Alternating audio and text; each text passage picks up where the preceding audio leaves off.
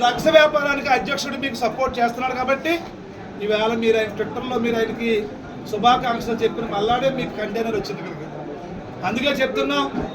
ఈరోజు గంజాయి చూసుకోండి, భారతదేశంలో ఎక్కడ గంజాయి దొరికినా దాని మూలాలు జగన్మోహన్ రెడ్డి పాలనలో ఉన్నాయి.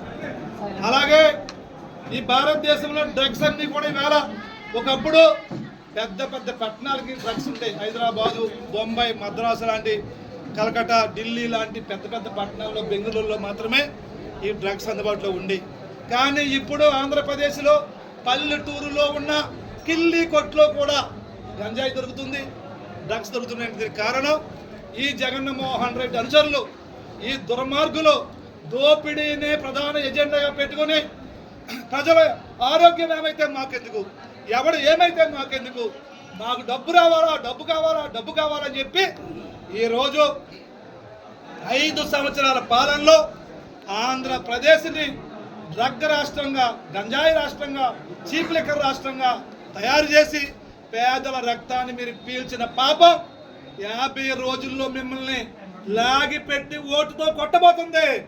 రాబోయే 24 ఎన్నికల్లో ఈ రాష్ట్రంలో జగన్మోహన్ రెడ్డిని చిత్తుగా ఈ ప్రజలు ఓడించి తిరిగి చంద్రబాబు గారు, పవన్ కళ్యాణ్ గారు, బీజేపీ కూటమిని అధికారంలో తేడానికి ఈ రాష్ట్రంలో ఉన్న ప్రజలు సిద్ధంగా ఉన్నారని తెలియజేసుకుంటూ సెలవు తీసుకుంటున్నారు. జై చంద్రబాబు నాయుడు, జై పవన్ కళ్యాణ్, జై లోకేష్, జై మోడీ.